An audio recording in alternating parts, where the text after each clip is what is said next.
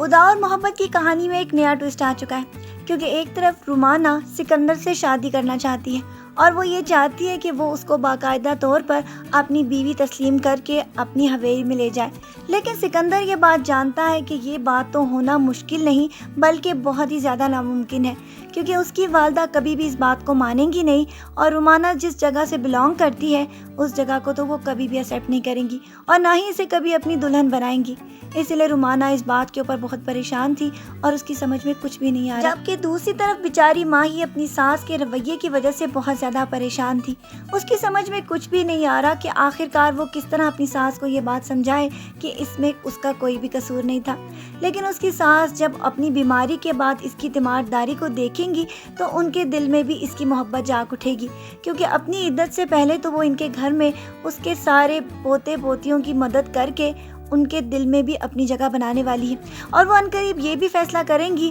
کہ وہ اپنے بیٹے سکندر کی شادی ماہی کے ساتھ کروا دیں، لیکن یہ تو ماہی کو کبھی بھی گوارا نہیں ہوگا۔ لیکن رومانہ اور سکندر کی لو سٹوری کے بارے میں بھی اس کو معلوم ہو جائے گا، کیونکہ وہ سکندر کی الماری میں اس کے لو لیٹرز دیکھ لے گی اور اس کے بعد ساری سٹوری اس کے دماغ میں کلیئر ہو جائے گی کہ اس دن یہ حویلی میں کیوں آئی تھی اور کیوں اسے دعا کرنے کے لیے کہہ رہی تھی۔ آگے جا کر ماہی ان دونوں کے لیے بہت زیادہ تگ و دو کرتی نظر آئے گی، جبکہ فرحات ابھی تک اپنی ماہی کی شادی ہونے کا ماتم منا رہا ہے اور اس کو سمجھ ہی نہیں آ رہا کہ آخرکار اس کی منزل ماہی کے بعد کیا ہو سکتی ہے۔ آہستہ آہستہ جب وہاں کے پیر صاحب اس کی سارے اس رویے کو دیکھتے چلے جائیں گے تو وہ بھی اس کی زندگی میں ایک نیا بدلاؤ لانے والے ہیں، لیکن رومانہ بار بار اس کے پاس آ کر اس کو اس بات کے اوپر مجبور کرنے والی ہے کہ وہ اس کے لیے دعا کرے